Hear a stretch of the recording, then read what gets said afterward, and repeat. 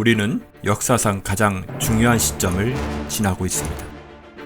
하나님께서는 하나님의 일을 하시기 전에 사람을 준비시키셨음을 우리가 알고 있습니다. 하나님 말씀은 마지막 때에 대추수, 대부흥의 때가 있다고 분명히 예언하고 있습니다. 아멘. 하나님의 말씀이 그대로 성취될 것을 믿습니다.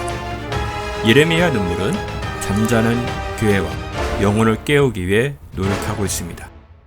이 가슴 뛰는 일에 함께 하길 원하시는 분은 카카오 채널로 연락 주시기 바랍니다.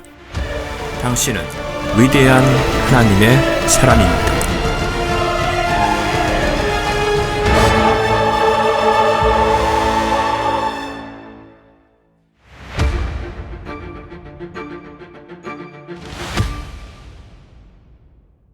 자, 우리 오늘 하나님 말씀 함께 보도록 하겠습니다. 우리 다 같이 합독하시겠습니다. 시작. 주의 말씀이 다시 내게 임하여 말씀하시니라. 인자야, 두 여인이 있었으니 한 여인의 딸이라. 그는 이집트에서 음행하였고 그들이 젊었을 때 음행하여 그들의 가슴이 짓눌렸고 거기서 그들의 처녀성의 젖꼭지를 멍들게 하였느니라. 그들의 이름이 언니는 아홀라요 동생은 아올리바라. 그들은 내 사람이며 그들이 아들들과 딸들을 낳았도다. 그들의 이름은 이러하니 사마리아의 아할랴, 예루살렘은 아올리바라. 아올라가 내 사람들이었을 때 창녀짓을 하여 그녀가 그녀의 사랑하는 자들 즉 그녀의 이웃 아시리아인들에게 홀딱 빠졌으니 그들은 푸른색으로 옷 입은 군대 대장들과 관원이며 그들 모두 매력 있는 청년들이고 말을 타는 기병들이라. 그리하여 그녀가 그들과 더불어 음행하였으니 아시리아에 선택된 모든 자들과 그녀가 홀딱 빠진 모든 자들과 그녀와 스스로 더럽힌 자들의 모든 우상에 행음하였느니라. 29, 30절 시작. 29, 30절 시작. 그들의 중후함으로 나를 다루었고 내 모든 수고한 것으로 빼앗아가고 너를 벌거벗겨 알몸으로 두리니 내 음행에 벗은 몸 즉 내 음란과 음행이 드러나리라. 내가 이런 일들을 내게 행하였으니 이는 내가 이방을 쫓아 행음하였고 내가 그들의 우상들로 더럽혀졌기 때문이라. 아멘.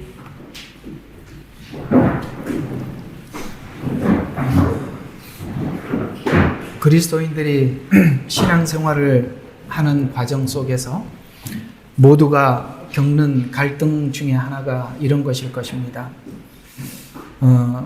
가끔씩 이제 세상 가운데 살다가 주 안에 들어온 사람들이 이런 어떤 문화 충격을 좀 느낍니다. 어떤 문화 충격을 느끼냐면 세상은 세상대로 살아가는 방식이 있고 교회는 교회대로 살아가는 방식이 서로 달라서 교회 안에서도 살아가는 방법을 지금까지 세상에서 살아갔던 방식으로 교회에 적용을 하려고 하니까 그게 잘 안 되는 거예요. 그래서 교회에서는 이거는 하지 말아야 되는 겁니다. 여기까지는 해도 좋습니다라고 이렇게 기준을 정해주면 아니 내가 지금까지 살아가는 삶에서 이런 것들이 하나도 문제가 안 됐는데 왜 그게 문제가 됩니까? 혹시 저희 교회에 들어오시면서 저 뒤에 주생명 선교교회 내부 규정 이런 거 혹시 읽어본 적 있으신가요? 꼭 읽어보셔야 됩니다. 저희 교회는 저희 교회대로 어떤 규정이 좀 있습니다. 거기에 뭐 이렇게 좀 짧은 치마를 입고 오는데 그게 뭔 문제가 되겠나 라고 생각하겠지만 저희 교회는 그게 문제가 되는 교회입니다. 이해가 가시죠? 네, 이런 것처럼 우리가 세상을 살아갈 때는 세상에 어떤 생활 방식이 있어요. 그걸 보고 우리는 세상 문화라 이렇게 표현을 하고 또 교회는 교회대로의 어떤 문화가 따로 있지요. 들어와서 이렇게 보면 문화 충격을 저는 많이 받았습니다. 왜냐하면 저는 안 믿는 가정에서 살았고 이제 교회에 들어오니까 교회가 이렇게 하는 방식이 저희가 이렇게 평상시에 살아가는 방식하고 너무 다른 거예요. 그래서 이게 이제 이걸 내려놓고 이제 성경이 말씀하고 있는 그런 문화 속에, 그러니까 성경이 말씀하고 있는 그런 삶을 우리가 받아들이기까지 여러 번 충돌을 하게 되지요. 이게 이제 한국 교회와 이런 이민 교회에 약간 차이점이 있어요. 어떤 차이가 있냐면 한국 교회는 교회를 다니겠다고 이렇게 마음 먹고 신앙생활을 결심한 사람들이 교회를 온다면 이민을 오면 누구나 다 교회를 거의 옵니다. 왜냐면 그래도 교회 가야만이 정보를 얻을 수 있고 사람들을 만날 수 있고 또 일을 진행을 하기도 하고 이런 도움을 받을 수 있다 보니까. 근데 이게 이민교회는 어떤 부분이 너무나도 두드러져 있냐면은 한국 교회는 교회를 다니기 위해서 교회를 가다 보니까 이미 오랫동안 교회 다녔던 분들이 있어서 이분들이 이제 세상 사람들이 교회 들어오면 잘 가르쳐요. 대부분은 교회 문화가 딱 자리 잡고 있으니까. 근데 이민교회는 막 이렇게 세상 사람들이 더 많이 이렇게 차지할 수 있어요. 교회 안에 인원 중에. 그러다 보니까 이게 지금 교회가 운영하고 있는 방식인지 이게 세상이 운영하는 방식인지 헷갈린단 말이에요. 이게 바로 이민교회가 가지고 있는 문제인데 사실 이 문제를 처리하지 못한 교회들이 의외로 굉장히 많이 있어서 여전히 우리는 교회 그러면은 이런 문화일 거야. 이럴 거야 라고 생각을 했는데 가보면 이 운영 방식이 전혀 하나님 방식이 아니라 세상이 무슨 경영하는 방식, 회사를 경영하는 방식과 같이 그렇게 교회를 운영하는 교회들이 많더라는 거예요. 혹시 이민교회 여기 이제 호주 사시는 여러분들 제 말 공감하세요? 이게 많이 공감이 되는 거예요. 왜냐하면 더 많으니까 그래요. 교회 다니기 위해서, 예수 믿기 위해서 교회 오기보다는 도움을 받기 위해 교회를 오다 보니까 이게 운영 방식이 사람들 다수결로 자꾸 주장하잖아요. 다수결로 하다 보니까 다수결 중에 누가 더 많아요? 세상 방식을 따르는 사람들이 많다 보니까 교회가 그렇게 룰을 정해버리는 것이죠. 저희 교회는 어림도 없습니다. 한마디로 무섭죠? 어림도 없어요. 그렇게 하시면 안 돼요. 그러면 이 교회는 교회가 아니라 그거 잡는데 평생 걸립니다. 그래서 사실 저희 교회는 문턱을 탁 높여버렸습니다. 그렇게 함부로 하는 사람 교회 오지 말라. 교회 흐트리지 마라. 교회의 질서와 그 거룩을 유지하기 위해서라도 그래서 우리 교회 직분자들에 대한 그 서리 집사 제도도 저희들이 없애게 되었던 것이고 그래서 우리 교회는 사실 이 문턱을 상당히 높여서 일단은 우리 교회 이렇게 내부 규정을 딱 보면 이거 대충 해서는 안 되는 교회구나라는 것을 보자마자 느끼게 될 겁니다. 그래서 서로 이렇게 갈등을 느끼지 말고 이런 데 동의하지 못하시면 당신의 어떤 그런 것에 이렇게 동의하는 교회를 가십시오라는 사실은 무언의 이야기이기도 합니다. 그러나 이렇게 해야만이 이민교회 중에 이런 교회가 있어야 되지 않겠어요? 고개를 안 끄덕거리시면 제가 상당히 민망해집니다. 근데 우리가 이제 신앙생활 하면서 세상의 그 방식들을 자꾸 우리 마음속에 그리워. 오늘 여기 그 얘기들이에요. 그리워하면 갈등은 계속되는 거예요. 나와 나 자신과의 갈등도 계속될 뿐만 아니라 교회와 나의 갈등도 계속되는 것입니다. 그래서 이걸 내려놓는 순간 우리 모든 것을 다 받아들일 수 있게 되는데 이걸 내려놓지 못함으로 인해서 그게 계속 이끌어가는 이런 참 안타까운 현상들을 우리가 보게 되거든요. 오늘 이스라엘 백성들은 너무나도 세상의 문화에 젖어버렸고 북이스라엘이 그랬고 남유다가 그랬어요. 오늘 여기 보면 참 읽기 민망한 이야기들도 나오죠. 너희들이 음행이 처음부터 시작되었다는 거예요. 그러니까 구별을 처음부터 하지 않았다는 거예요. 그러니까 이런 이야기들을 시작하면서 오늘 이 말씀들이 우리에게 굉장히 공감이 되는 것은 우리가 여전히 예수님을 믿고 난 이후에 내가 거룩하게 살겠다라는 하나님의 말씀에 내 모든 것을 올인하겠다는 하나님 앞에 정말 뚜렷한 결심을 하기 전까지는 우리 속에 계속 싸움이 있었다는 거, 이거 우리가 오늘 함께 나누면서 그래도 하나님께서 이들이 여전히 이렇게 애국과 같고 가나안 거민들과 같고 이런 것을 내버려 두지 않고 하나님께서는 이게 마치 막 이렇게 물을 확 뒤집어 엎어서 새물을 담기 위해서 뒤집어 엎고 깨끗이 닦아서 새물을 담기 위해서 하나님은 이제 이 일을 할 수밖에 없었던 것이죠. 자, 그래서 이 중심 주제는 이런 겁니다. 남북 이스라엘을 심판하는 이유는 예루살렘이라고 막 이렇게 표현하는 것은 남유다를 이야기하는 거예요. 그러니까 구약 성경에 뭐 사마리아, 예루살렘 이런 표현들은 북이스라엘, 남유다 이런 표현들을 때로는 사마리아라고도 표현하기도 하고 북이스라엘을요. 이 유다는 예루살렘 이렇게 지명을 쓰기도 하고 그렇게 섞어서 썼거든요. 그걸 이제 조금 염두에 두고 보시면 이 북이스라엘이 일찍 망했죠. 그리고 북이스라엘이 망하는 건 지금 남유다에게 정신을 차리라는 거예요. 너희들도 이렇게 하면 이렇게 된다라는 것을 보여줬던 거잖아요. 그런데 그 예루살렘이 이 사마리아가 그렇게 음행을 하여서 아시리아로부터 멸망을 당한 것을 눈으로 보고 난 이후에도 정신을 차리지 못하고 남유다가 북이스라엘이 했던 음행을 답습하고 있더라는 거예요. 이게 이제 제가 조금 설교식으로 바꿔서 설명을 하면 성도들 중에 꼭 이런 사람이 있어요. 저렇게 살다가 하나님께서 한번 혼내실 텐데 저러다가 안 되는데 저러면 안 되는데 하다가 하나님 보면 진짜 그 사람에게 실제 징계를 하시고 그렇게 하시는 것을 우리 성도들이 다 보게 되는 이게 바로 북이스라엘의 멸망입니다. 남유다에게 경계심을 주기 위한 것이었거든요. 그런데 남유다는 그것을 보고도 정신을 차리지 못하고 음행을 한 것을 오늘 이 남유다에 책망을 하고 있습니다. 그래서 1절과 4절은 지금 북이스라엘과 남유다는 한 민족으로 출애굽해서 선민이 된 이스라엘이라는 한 국가로 하나님이 시작을 했었다. 정결한 신부로 하나님께서 깨끗하게 시작을 했었다. 5절과 10절은 북이스라엘이 먼저 하나님을 버리고 우상을 섬기다 심판을 받았는데 11절과 21절은 북이스라엘의 멸망을 본보기로 남유다가 보았으면서도 우상 숭배가 놀랍게도 더욱 심해지더라는 거예요.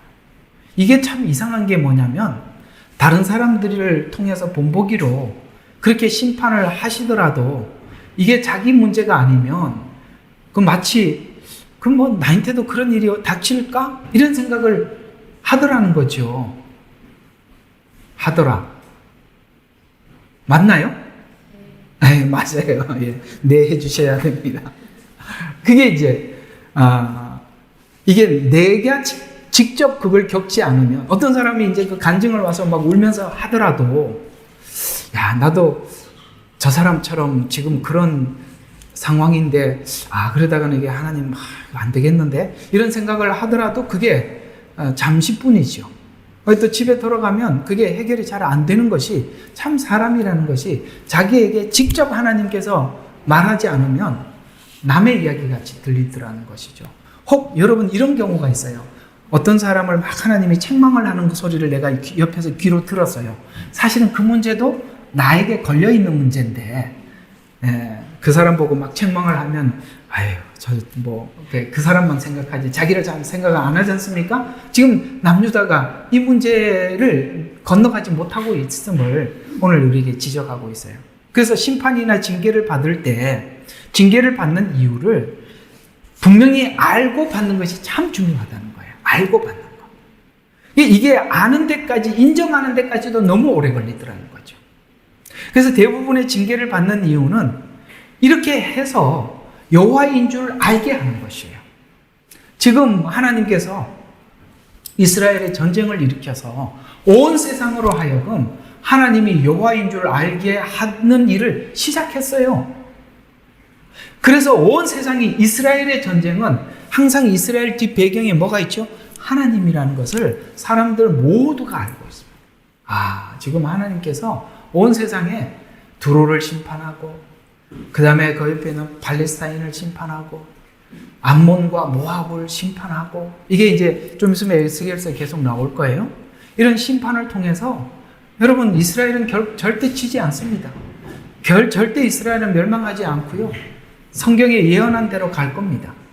그걸 통해서 이스라엘은 이렇게 그들의 죄로 인해서 심판을 받음으로써 여호와인 줄 알게 되고 그 다음에 옆에 있는 주변에 있는 나라들은 이스라엘을 통해서 이렇게 심판을 받으면서 여호와인 줄 알게 되고 다들 이렇게 여호와인 줄 알게 되는 이런 하나의 일을 지금 하고 있는 중이시죠.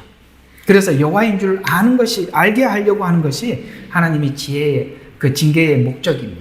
그래서 여호와라는 이 말의 뜻은 무엇이냐면 그 여호와의 이름은 스스로 창조하시는 분, 그 다음에 그 창조를 섭리하시는 분, 그리고 완성을 누군가의 도움을 받지 않고 홀로 완성하시는 분. 그런 차원에서 봤을 때 여러분 그 이스라엘의 과거에 독립하고 난 이에 있었던 1, 2, 3, 4차 전쟁들이 너무나도 신비합니다.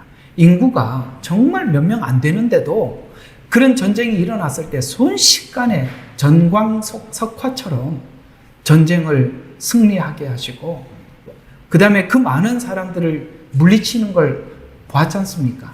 여러분 이스라엘은 절대 무너지지 않습니다. 왜? 그들은 사실 이번에 이 전쟁을 하면서도 그 군인들은 이 이스라엘 총리를 믿는 게 아니라 하나님을 믿는 거예요.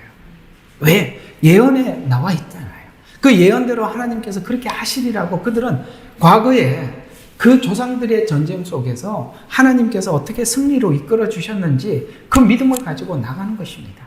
그리고 과거의 이스라엘 전쟁에서 보면 그 병사들이 그 전쟁 중에 하나님을 뼈저리게 체험했던 간증들은 너무나도 많습니다. 이런 것처럼 하나님께서 그 소수 작은 민족 이스라엘을 선택하셔서 하나님의 창조가 무엇인지 하나님이 이 땅을 어떻게 경영하시는지 그 섭리를 보여주시고 그리고 그 예언한 대로 완성하는 것을 보여주심으로 인해서 하나님의 하나님 되심을 온 세상에 공포할 것입니다. 그 안에 인간의 창조 그리고 창조물을 다스리는 권리 그것을 우리 인간의 자유의지로 주셨죠. 그래서 1절과 4절에 보면 하나님이 택한 선민을 통해서 창조의 목적을 알리려고 했습니다. 그래서 출애굽은 한 민족을 선택해서 하나님의 창조의 목적을 알려서 그 당시로 보면은 이 세상 끝이 아니라 그 주변에 있는 바벨론, 아시리아, 애굽, 그 다음에 그 이스라엘 주변에 있는 소수민족들에게 살아가는 사람들에게 그들은 전부 다 우상을 섬기고 그야말로 뭡니까? 하나님을 모르는 그야말로 죄된 그런 삶을 살아가고 있었지만 인간은 그렇게 개나 돼지처럼 그렇게 살다가 사라질 그야말로 그런 무가치한 존재가 아니라 하나님의 거룩을 닮은 존귀한 하나님의 그 거룩한 형상과 모양을 닮은 그런 존재라는 것을 온 세상에 공포하기 위해서 이스라엘이라는 한 민족을 선택해서 계속 그들을 통해서 메시지를 전해주고 있었던 것입니다. 지금도 이스라엘을 통해서 계속 메시지를 전해주고 있는 것입니다. 이스라엘 역사들을 우리가 연구를 해보면 제가 이제 설교 준비는 해놨지만 이스라엘 역사를 생각해보면 그들이 지리적인 조건 때문에 저렇게 많이 전쟁이 있는 것이 아니라 그 뒤에 배경이 영적 배경이 있다는 말이에요. 이상하게도 이스라엘만큼은 온 세상에 미워합니다. 하나님을 아는 사람들만 하나님의 백성들만이 이스라엘을 옹호하지요. 그렇다고 교회가 모두가 옹호하는 것이 아니라 이 교회 안에도 대체 신학으로 인해서 그 이스라엘을 우리가 어떻게 대해야 하는지 너무나도 모르고 있어요. 왜 하나님은 이제 나중에 제가 4주 후에 설교할 겁니다만 아브라함을 선택하시고 이렇게 말씀하셨잖아요. 너를 축복하는 자를 축복하고 너를 저주하는 자를 저주한다는 이 너는 누구냐? 이스라엘이에요. 왜? 아브라함은 이스라엘의 원조. 이게 무슨 뜻인지 끝까지 가는 겁니다. 끝까지 성경 끝까지 가는 거예요. 그래서 이스라엘의 어떤 사람은 이스라엘의 대적자로 서게 되고 어떤 사람은 축복자로 서는 것입니다. 그건 뭘 인정하는 것과 같으냐면 하나님의 일하심을 받아들이는 거예요. 그게 저주와 축복으로 나타나는 것입니다. 여러분, 하나님의 일하심의 창조와 섭리와 완성이 하나님의 일하심이 완전하고 공평하고 공의롭다는 걸 믿습니까? 그러면 우리는 이스라엘을 축복하는 자들이에요. 그래서 정말 개, 돼지처럼 우상이나 섬기고 정말 인간 자체를 하찮게 여기는 그런 존재가 아니라 우리는 하나님의 형상을 담은 너무나도 귀한 존재라는 사실을 이스라엘이라는 한 민족을 통해서 계속 온 세상에 전해주고 있었던 것이죠.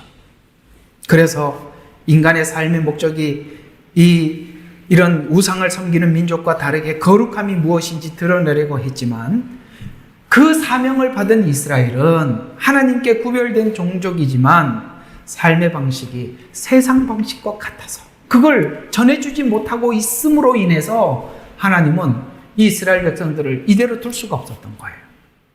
여러분과 저를 구원한 것은 그저 예수 믿고 천국 가자는 것을 넘어서서 여러분을 통해서 하나님의 영광을 나타내고 싶었던 거예요. 그걸 하지 못할 때 아유 뭐 이래 살다 천국 가지 뭐, 그건 우리 생각이고, 누구 생각? 우리 생각이라니까요. 그렇게 생각하고 살다가 무슨 일이 올까? 하나님은요 그렇게 살기를 진짜 원치 않는 거예요. 여러분 그걸 아셔야 돼요. 하나님께서 거룩하고 흠없게 하시려고 우리를 구원했대요. 목적이 그거란 말이에요. 천국 가는 게 아니라 거룩하고 흠없는 걸 천국 가서 하지요 뭐, 그게 아니라는 거예요. 지금 살면서 그렇게 살아가는 거예요. 그걸 지금 이스라엘 백성들이 못하고 있는 거예요.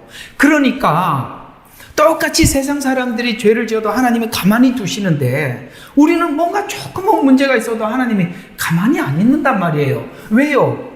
하나님이 보시는 기준이, 그들을 보는 것은 그들은 사생자예요. 근데 우리는 하나님의 자녀들이에요. 하나님 그것을 계속 두고 볼 수가 없어요. 그래서 참 아주 면밀히 세밀히 우리의 삶을 간섭하고 들어오는 것을 우리는 삶을 통해서 여러 번 바라보고 경험하고 있는 것입니다. 어때요? 여러분 한 주간도 그런 하나님이 지금 이렇게 밀고 들어오는구나 이런 걸 느꼈다 못 느꼈다? 느꼈죠. 그거 없이 여기 와서 그거 안 느끼면 여기 앉아서 졸게 돼 있어요. 거기에 대해서 진정한 관심이 있고 거기에 대해서 궁금증을 가진 사람들은 오늘 여기서 하나님께서 하시는 답을 듣고 가보자. 여러분 이런 마음으로 주님 앞에 나오면 우리 모두에게 여러분 하나님이 절대 그냥 보내지 않으세요. 거기에 대한 대답을 항상 주시는 거예요. 하나님에 대해서 관심이 없으면 기도를 할 때도 찬양을 부를 때도 말씀을 들을 때도 멍하게 쳐다보는 거예요. 멍하게 보면 알아요. 멍하게 듣는지 진짜 듣는지. 설교하면 다 보여요. 열심히 듣는 것 같은데 딴 생각하는 거 보인다니까. 아유 무서워라. 그래서 구원을 이해하는 데 있어서 구원은 거룩과 구별, 이것이 하나님의 목적이다. 따라해 보세요. 하나님의 목적은 거룩과 구별이다. 이게 복음이 잘못 전해지면 예수 믿고 천국 가자 이렇게 전하는데 아니라니까요. 거룩과 구별이라고요.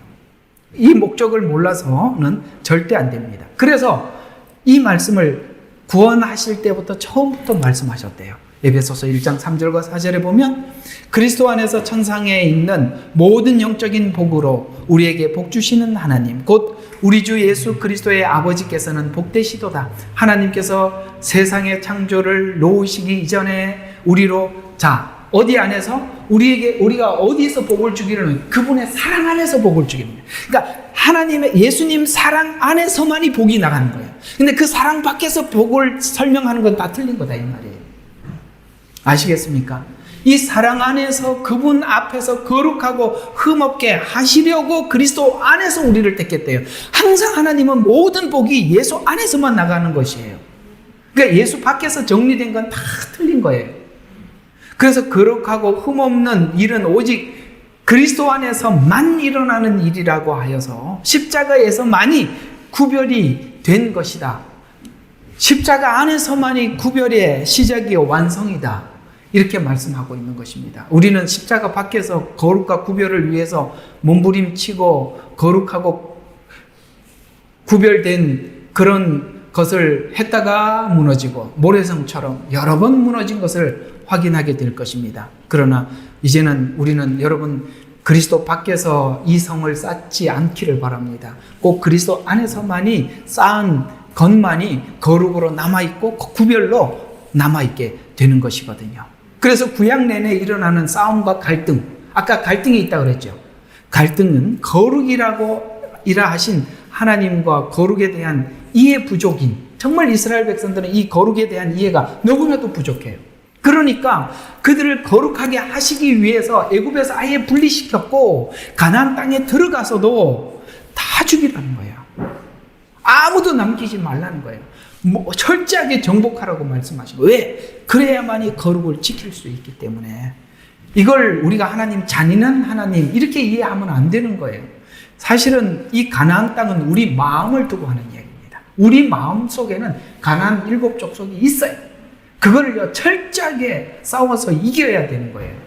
그런데 어느 정도는 남겨두죠. 7 족속 중에 하나님 그래도 7대3으로 7대4로 4개는 없앴고 3개는 이거는 좀 제가 무슨 낙으로 살겠습니까? 이 3개 정도는. 근데 하나님 더 내놓으라니까 이렇게 하나님 7개 중에 5개는 드리고 2개는요. 나중에 하나님 계속 밀고 들어오지요?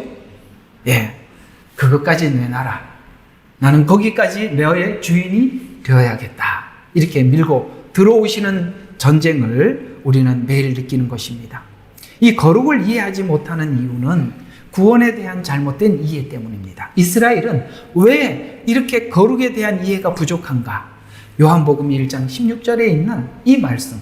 여러분, 자기 땅에 왔는데 자기 땅에 있는 사람들이 예수님을 알아보지 못했어요. 그 자기 땅이라고 말하는 자기 땅은 이스라엘을 두고 하는 이야기죠. 그때 지금 이렇게 이야기하고 있습니다. 요한복음 1장 13절이니까 하나님의 자녀가 된 것은 혈통으로나 육신으로나 사람의 뜻으로 나지 아니하고 하나님께로 난 자만이 하나님의 자녀가 된다. 이 말은 뜻은 이런 이야기입니다. 여기서 말하는 혈통, 육신이라는 말은 아브라함의 후손. 여러분, 이스라엘 백성들이 지금 착각하고 있는 것은 자기들이 아브라함의 후손이라는 거예요. 여러분, 무슬림들도 자기들이 아브라함의 후손이에요. 여러분, 혈통은 아무 의미가 없는 거예요. 할례나 무할례가 의미가 없고 유대인이냐 이방인이냐 아무 관련이 없고 오직 하나님의 믿음 안에서 역사하는 믿음뿐이라는 거예요. 사랑 안에서 역사하는 믿음, 그걸로 하나님의 자녀가 되느냐 안 되느냐의 결정이 되는 것이지 내가 유대인이냐 이방인이냐 아무 의미가 없어요. 근데 사단은 이렇게 잘못 이해를 하게 만들어서 유대인들은 지금도 예루살렘 이삭을 바쳤던 그걸 쟁취하고 뺏어내면 구원을 얻는 겁니까? 아무 의미가 없는 거예요. 육신으로나 아니라 이 말이에요. 그 다음에 사람의 뜻, 이게 뭐지요? 사라 빼고 하갈을 통해서 낳은 이스마엘을 두고 하는 거예요. 그래서 아브라함의 머릿속에서 사라의 머릿속에서 나온 방식 아닙니까? 이거 아니라는 거예요. 이해가 갑니까? 아닌 것들을 붙잡게 만드는 거예요. 근데 그게 확실해 보이니까 붙잡으려고 하는데 아무 의미가 없대요. 혈통이나 사람의 뜻으로나 이런 것으로 이해하기 시작하면 우리가 이 구별도 거룩함도 모르기 때문에 자꾸 그렇게 인간적인 방식, 이런 방식으로 붙잡으려고 한다는 거예요. 그래서 이 말을 조금 풀어서 설명하면 단순히 교리적인 이해나 자기 확신 이런 것들이 방해가 된다는 거예요. 나는 이게 그래서 참 기가 막히는 질문 중에 하나가 뭐냐면 당신은 구원에 확신이 있습니까? 아니, 한번 물어보죠. 여러분, 구원에 확신이 있으면 하나님이 우리를 구원하셔야 되는 거예요? 아니, 대답 좀 해봐요. 내가 구원에 확신만 있으면 하나님은 나를 구원하신 거예요? 근데 나는 구원에 확신이 있는데 주님이 너 누구냐? 이러면 어떡하죠? 참 웃기는 질문들 아닙니까? 그런 말들이 얼마나 말장난인지 몰라요. 구원은 내가 확신을 한다고 확신이 하는 게 아니라 내가 그리스도 안에 있는 그 느낌은요, 그리스도와 함께 사는 사람들은 누구나 느끼는 거예요. 맞죠? 그리스도와 함께 사는 사람들은요, 그리스도와 함께 하는 삶을 항상 느낀다니까요. 전도사 때, 신학교 다닐 때인가, 전도사 때인가, 전도지를 주로 이 집 저 집 다니고 있는데 길거리 지나가다 보니까 어떤 한 분이 서서 이렇게 묻는 거예요. 전도지를 보고 전도지세요? 교회 전도 다니세요? 그래서 예 그랬더니 뭐라 그러냐면 혹시 한 가지 물어봐도 되겠습니까? 그래서 뭐죠? 그랬더니 혹시 언제 구원받은지 아세요? 가만히 들어보니까 이게 그 어디지? 그 이단이 어디 이단이죠? 구원파 맞아요. 구원파였어요. 그래서 거듭났는지 뭐 이렇게 막 질문을 하기에 하도 화가 나서 내가 한번 그냥 뭐라고 한번 쏴주고 갔는데 그 말은 할 수가 없죠. 여러분 언제 구원받았는지 그 시간을 아냐. 참 그게 다 뭐냐면 모든 구원의 근거를 내 머릿속에 내가 정리한 것으로 구원이다라고 착각하고 싶은 거예요.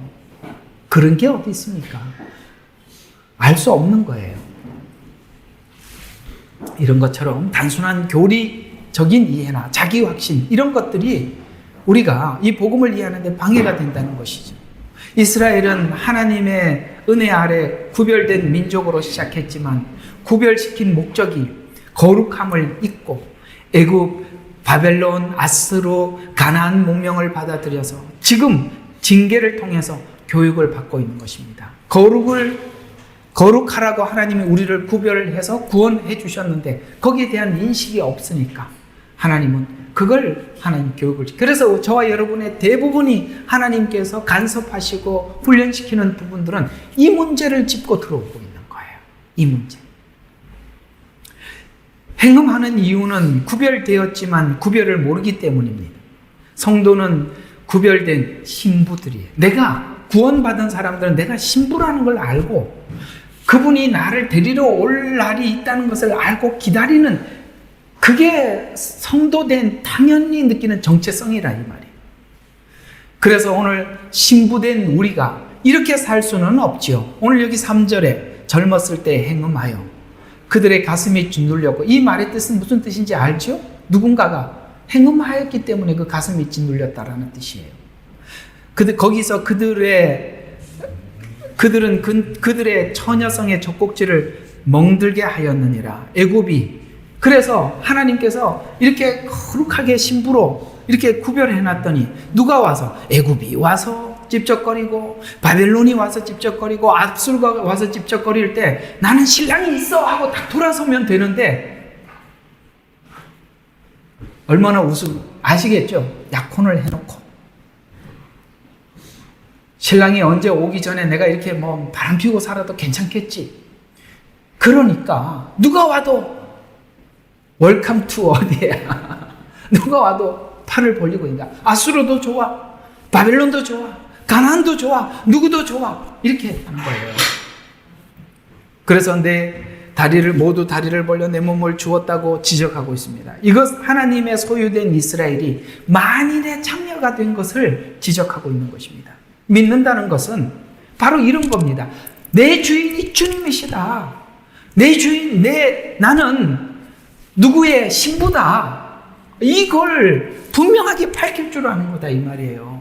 나는 그리스도인입니다. 저는 결코 그렇게 살 수 없습니다. 참 이 멋진 그리스도인들이 많아요.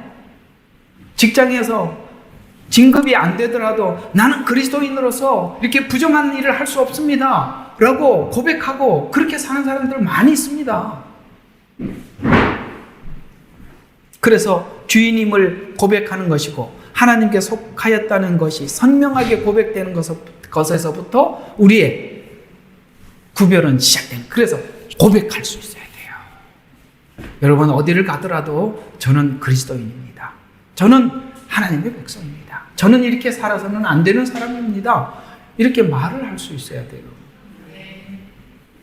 그래서 이스라엘이 행음에 빠진 이유는 5절과 6절에 그녀의 이웃 아스리아인들에게 홀딱 빠졌대요. 그래서 그들은 푸른색으로 옷 입은 군대 장관들과 관원들이었으며 그들 모두 매력 있는 청년들이고 말을 타는 기병들이라. 멋진 남자의 그 모습들을 탁 서면서 그 푸른 그 군복에 빠지고 그 다음에 뭐지요? 그 말을 탄 큰 청년이 참 이렇게 그걸 보고 홀딱 빠졌다. 이게 무슨 뜻이냐?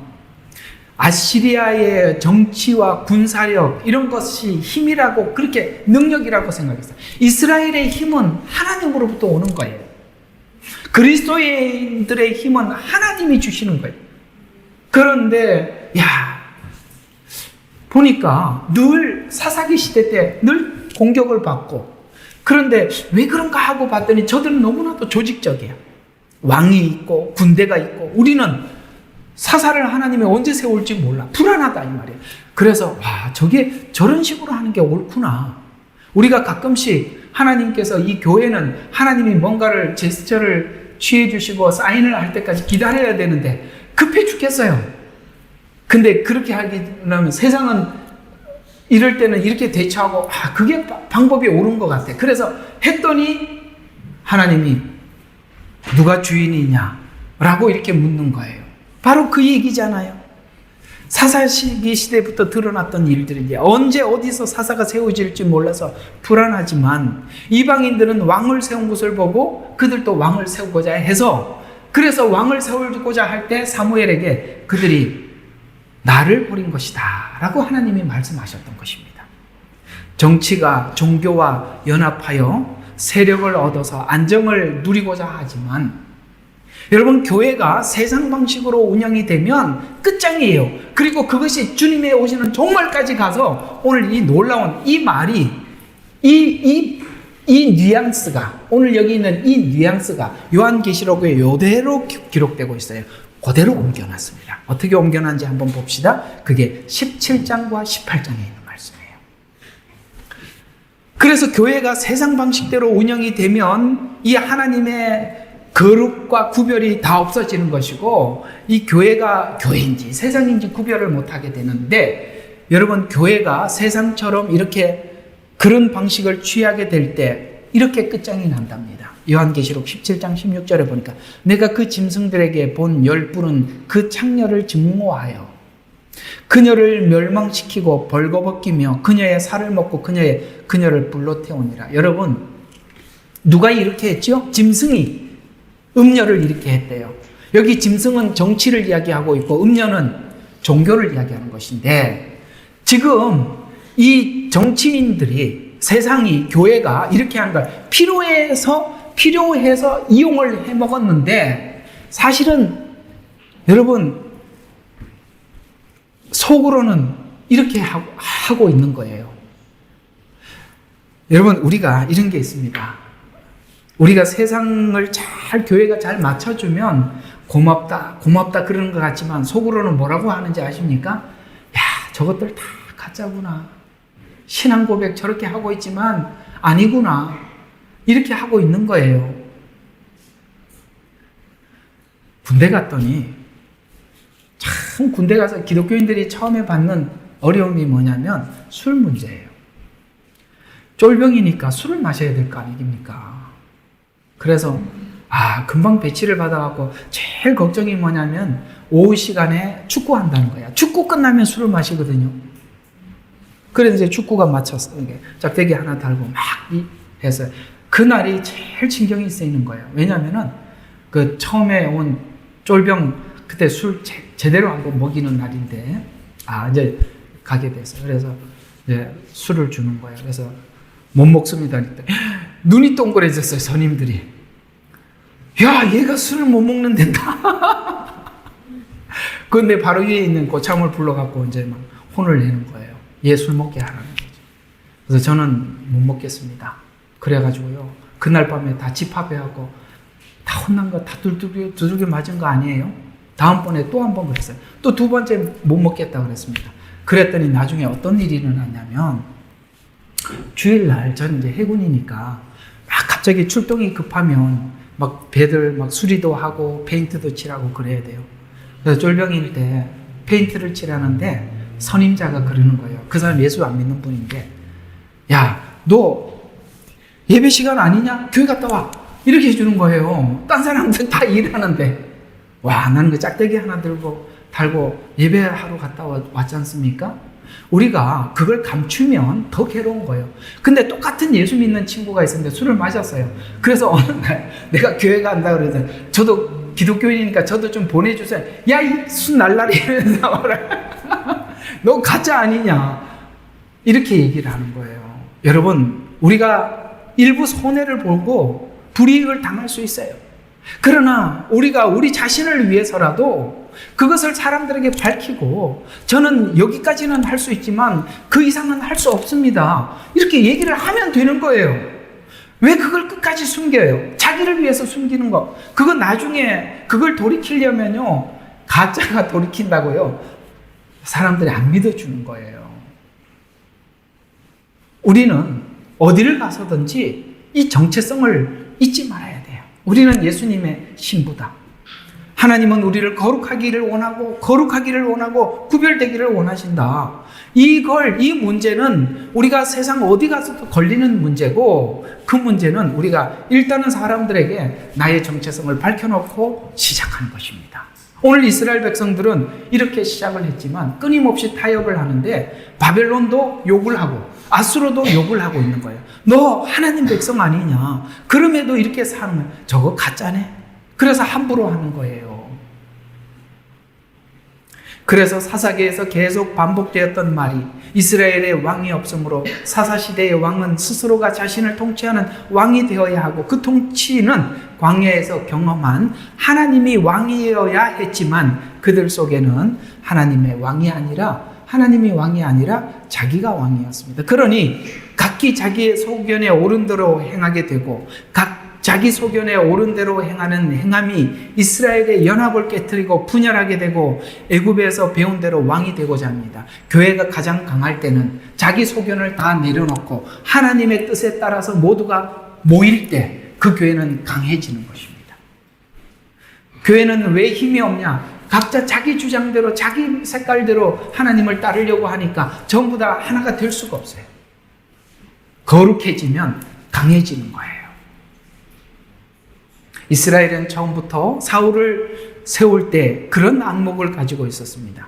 바로 그들이 왕을 세울 때 하나님이 왕을 세운 게 아니라 사람이 볼 때 외형이나 용모가 뚜렷한 출중한 사울을 왕으로 세웠지만, 이 일은 마치 하나님을 버린 것과 같다고 지적하고 있습니다. 이런 일들이 반복되는 이유는 우리가 옛 습성을 계속 유지하고 있기 때문에.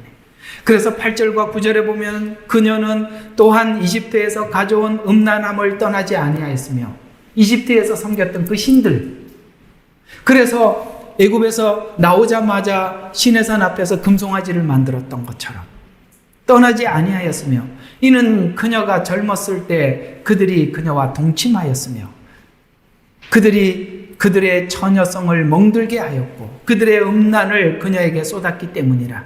그러므로 그녀의 사랑하는 자들의 손, 즉 그녀가 홀딱 빠진 아시리아 손에 넘겼대요. 사모하는 자에게 넘겨줬대요. 그리워하고 보고 싶어 해서 넘겨줘버려요.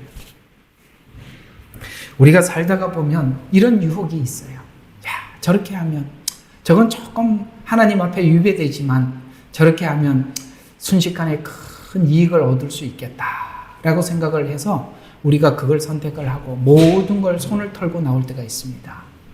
그렇게 하지 마세요. 그래서 넘겨줬더니 어떤 일이 생겼어요? 이스라엘이 경험하게 된 것은 그녀의 벌거벗은 것이 드러나고, 아까 요한계시록에서 봤죠? 똑같은 말이에요.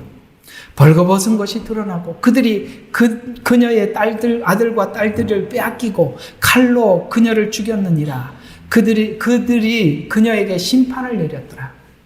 우리가 믿고 따르는, 하나님을 의지하지 않고 믿고 따르는 그 어떤 것을 믿고 따랐을 때 그로 인해서 우리가 받는 이 철저한 뼈저린 실패의 경험, 그걸 하나님이 경험하게 해주시는 것으로 끝이 나더라 라고 말씀하고 있습니다. 이 말 공감하십니까?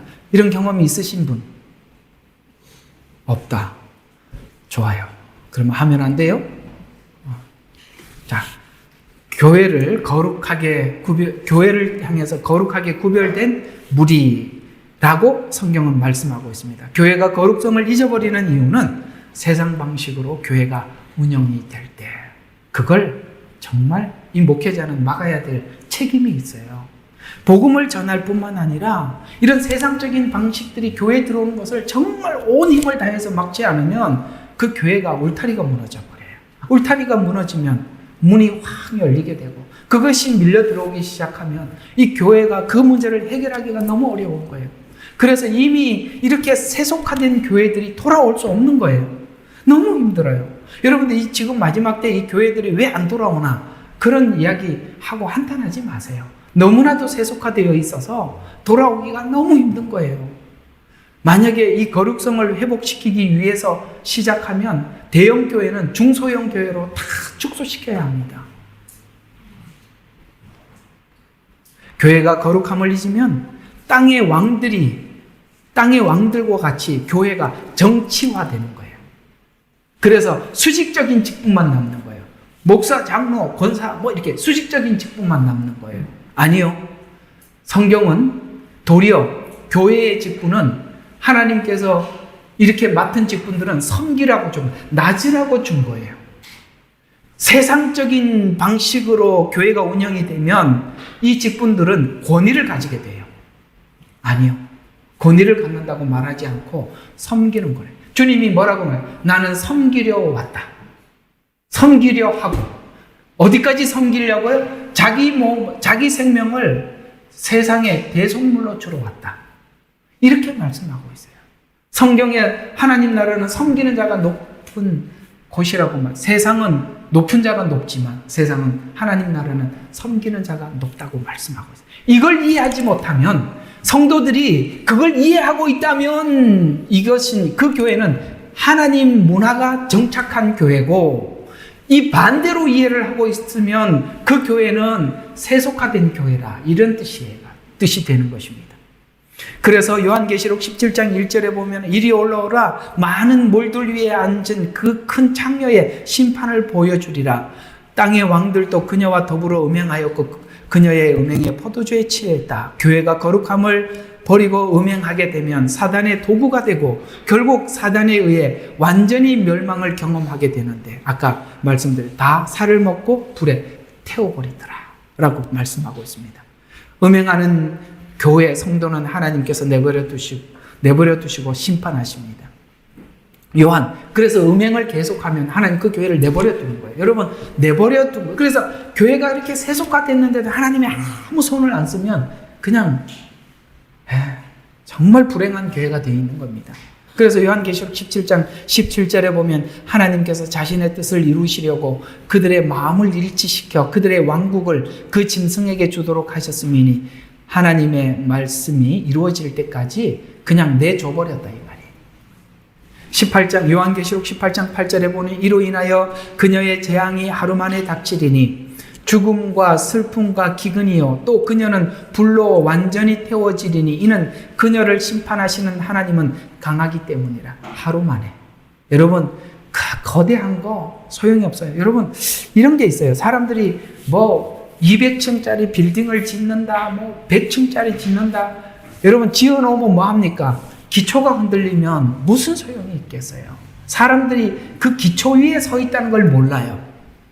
기초가 흔들려져 버리면 그 기초는 누가 주관하시는 겁니까? 하나님 주관하는 거예요. 그러니까 아무것도 아니라니까요. 살짝 흔들면 그 안에 있는 거 다 끝나는 거예요. 예. 집이 좋으면 뭐합니까? 몇백만 불 주고 사면 뭐합니까? 지진 나서 무너지면 끝나는 거예요. 하루 만에 끝난다 말씀하고 있어요. 바벨론을 통한 이스라엘의 심판, 애통함을 통해서 마지막 때 교회가 거룩함을 상실하게 된다면 음행하게 되고 그 결말이 어떨지 이스라엘 심판 속에 담아서 계시록의 경고로 이어서 설명해 주고 있어서 우리는 이 부분에 대해서 하나님 우리가 이 거룩함을 잊지 않도록 우리가 유지하도록 하나님 앞에 몸부림쳐야 하는 것입니다. 내가 하나님을 만난 후 내가 나에게 충분함을 인정하고 무슨 뜻이냐면 여러분 예수 그리스도 안에서 내가 얼마나 완전하고 충만하고 충분한지를 주님 안에 들어와서 드디어 부족함이 없음을 느끼는 거예요. 맞죠? 우리는 예수님 만나기 전에는 항상 불만이 많아요. 왜냐하면 저는요 자살하는 많은 사람들 중에 없는 사람이 자살하는 것보다요, 있는 사람이 자살하는 사람이 많다는 얘기 듣고 깜짝 놀랐어요. 우리가 생각할 때는 있으면은 넉넉하니까 행복하게 살 것 같다 그러지만, 여러분, 이 정신적인 그 빈곤은 해결할 방법이 없어요. 육체적인 빈곤은 애를 써서 뭔가를 벌어서 유지하면 그게 채워지는 기쁨이라도 누리고 살아요. 맞죠? 없어요. 그래서 돈을 벌어서 현찰을 딱 가지고 있으면 그 순간 우리는 그게 또 만족이고 기쁨이고 기대감으로 또 내일을 살게 되잖아요. 그러나 이 정신적인 빈곤과 영적인 빈곤은 채울 수가 없는 거예요. 그래서 도리어 있는 사람들이 그렇게 많이 자살한답니다. 그래서 사람들은 누구나 부족함을 느껴요. 돈이 없는 사람들은 내가 돈 없는 가정에 태어난 것에 대해서 불만이라고 생각한답니다. 근데요, 부자들은요, 무엇에 불만인지 혹시 아세요? 아무것도 부족함이 없는 것 같아 보여도 부자들이 가지고 있는 불만은 뭐냐면, 내가 왜 그렇게 저 사람보다 지적으로 똑똑하지 못해서 이걸 빼앗기고 남에게 이렇게 빼앗기고 살아가나라는 어떤 자기 자신의 어떤 지식과 지혜에 대해서 불만을 가지고 있답니다. 참 신기하죠. 그러니까 없는 사람들은 그냥 있기만 하면 되는 줄 알고 사는 거예요. 근데 그들이 있는 사람들이 가지고 있는 정신적 빈곤이 뭔지 모르고 사는 거예요. 그래서 인간은 누구나 부족해요.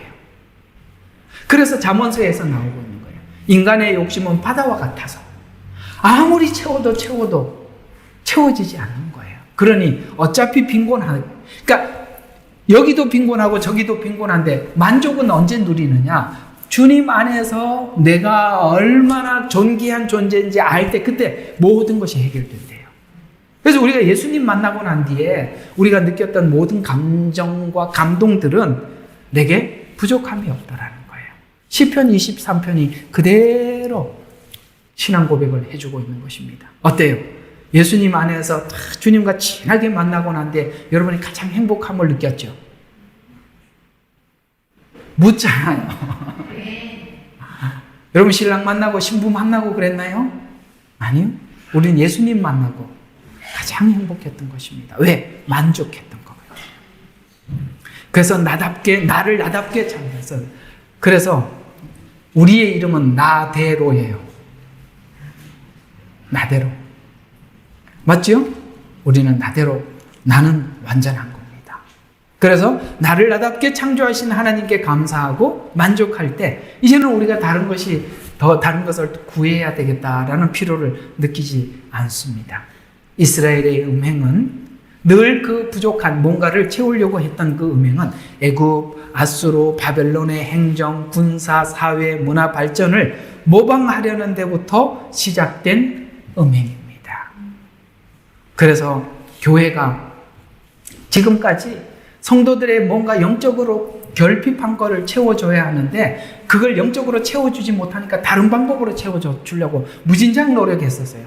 교회 건물을 멋지게 세우고 음향 장비를 기가 막히게 하고 앞에 있는 찬양팀들을 멋지게 막 신나게 찬양 부르게 하고, 그렇게 다 유행이에요. 그게 유행이에요.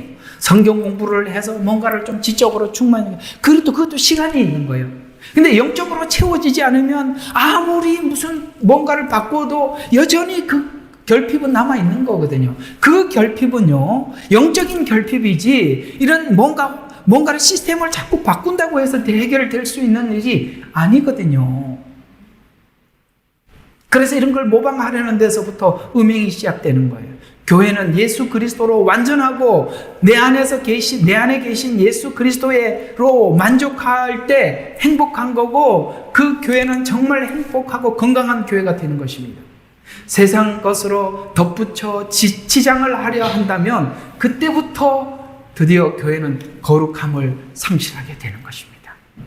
거룩과 구별을 하는 것을 유혹하는 세력으로부터 우리 자신을 지켜야 합니다. 그들은 26절에 옷을 벗기려 하고 우리의 보석을 빼앗기려 합니다. 여러분, 우리가 가지고 있는 옷은 뭘까요?